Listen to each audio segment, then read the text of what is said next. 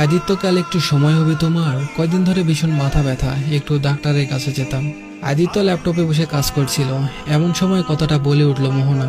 আদিত্য কাজের মাঝে ল্যাপটপ থেকে চোখ না ফিরিয়েই বলে উঠল, আমার সময় নেই, কাল ইম্পর্টেন্ট মিটিং আছে। মোহনা বলল, আপনি একটু সময় করে ছুটি নিন না, অনেকদিন কোথাও একসাথে ঘোরা হয়নি, আর ডাক্তারের কাছে যাব। আদিত্য বলল, আশ্চর্য, সেদিনে তো ঘুরে আসলাম, আর তুমি হাজার জোরাজোরি করলেও আমি সময় দিতে পারবো না। এবার অনেক টাকার ডিল এটা, আর তোমার হয়তো মাইগ্রেনের সমস্যা, তুমি ডাক্তারের কাছে চলে যেও গাড়ি নিয়ে। মোহন আর কিছু না বলে অশ্রুসিক্ত নয়নে আদিত্যের দিকে তাকিয়ে বিছানায় শুয়ে পড়ল। এখন রাত 2টা-3টা পর্যন্ত এভাবেই কাজ করে যাবে আদিত্য, আর সকালে উঠে অফিসে চলে যাবে। মোহনাকে একটু ভালো মতো সময়ও দেয় না। আদিত্যের সাথে পারিবারিকভাবেই বিয়ে হয়েছে, সবকিছু ঠিকঠাক ছিল।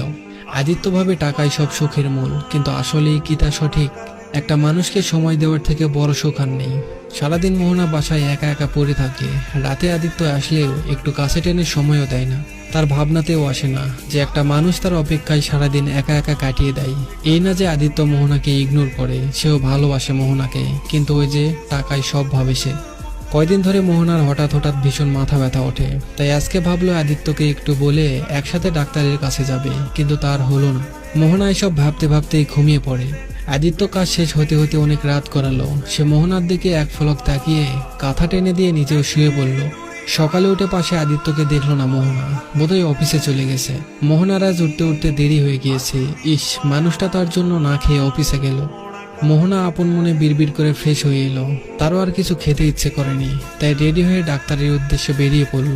সন্ধ্যায় ডাক্তার দেখিয়ে বাড়ি ফিরল মোহনা। ডাক্তার কি বলল মোহনা? প্রতিদিনের মতো রাতে ল্যাপটপে কাজ করতে করতে জিজ্ঞেস করলো আদিত্য। মোহনা এক ফলক মানুষটার দিকে তাকিয়ে বলে উঠল, ও কিছু না, মাইগ্রেনের সমস্যা। আদিত্য আর কোনো জবাব না দিয়ে কাজ করতে লাগলো, আর মোহনা কাঁদো কাঁদো চোখে আদিত্যের দিকে তাকিয়ে রইল। দিন যতই যায় মোহনার মাথা ব্যথা ততই বাড়তে থাকে। প্রতিদিনের মতো আজও আদিত্য মোহনার আগে ঘুম থেকে উঠল। আদিত্য উঠে মোহনার দিকে এক পলক তাকিয়ে ফ্রেশ হয়ে অফিসের দিকে রওনা হয়ে গেল। কাজের মাঝে হঠাৎ করে কল বাজতেই আদিত্য বিরক্ত বোধ হলো। ভাবলো মোহনা কল করেছে। প্রতিদিন এই মেয়েটা 3-4 বারের উপর কল করে করে কাজে ডিস্টার্ব করে। আদিত্য বিড়বিড় করে মোবাইলের দিকে না তাকিয়ে কেটে দিল। তারপর কয়েকবার বাজতেই আদিত্য কল ধরে রাগী গলায় বলে উঠল, উফ মোহনা, তোমায় কতবার বলবো আমি কাজের সময় কল না দিতে। দ্রুত বাসায় এসো আদিত্য। ওপাশ থেকে মায়ের ভারী কণ্ঠ শুনতেই আদিত্য বলে উঠল, মা, গ্রামের বাড়ি থেকে তুমি কখন এলে, আর তোমার কণ্ঠ এমন শোনাচ্ছে কেন? আদিত্য আর কিছু না ভেবে দ্রুত অফিস থেকে বেরিয়ে এলো। বাসার সামনে আসতেই দেখলো অনেক ভিড়। এত ভিড় কিসের আদিত্য বুঝতে পারল না। সকালেই তো সবকিছু ঠিকঠাক ছিল।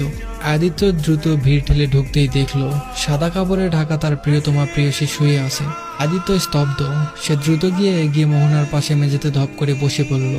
পাশেই অদূরে তার মা মুখে আঁচল ঢেকে কাঁদছে। আদিত্যের এখনো বিশ্বাস হচ্ছে না তার মোহনা আর নেই। সে এক দৃষ্টিতে মোহনার দিকে তাকিয়ে রইল। তার এখনো বিশ্বাস হচ্ছে না মোহনা আর ফিরবে না তার কাছে, আর কোনো আবদার ধরবে না। মোহনার খাটিয়ে তুলতেই আদিত্য মায়ের উদ্দেশ্যে কাঁদো কাঁদো কণ্ঠে বাচ্চার মতো করে বলে উঠল, মা, আমার মোহনাকে কই নিয়ে যাচ্ছে? বলো না, ও একা একা থাকতে পারবে না, ও আমাকে ছাড়া থাকতে পারবে না মা। কেটে গেল 3 দিন। এখন আর কেউ এসে বায়না ধরে না, অফিসেও আর যায় না। আদিত্যের অনীহা এসে গেল সবকিছুর প্রতি। এখন আদিত্য বুঝতে পারে টাকায় সব নয়। টাকার পিছনে দৌড়াতে গিয়ে আসল মানুষটাকেই হারিয়ে ফেলল। এমনও অনেক মানুষ আছে যে টাকার খোঁজ করতে গিয়ে পরিবারকে আর সময় দেয় না। এমন যেন কারো না হয়, টাকাতেই কিন্তু সব নয়। তো এই ছিল আজকের গল্প। আশা করি গল্পটা ভালো লেগেছে। গল্পটা ভালো লাগলে অবশ্যই কমেন্ট করে জানাবেন, আর নতুন নতুন গল্প পেতে অবশ্যই পেজটা ফলো করে দিবেন।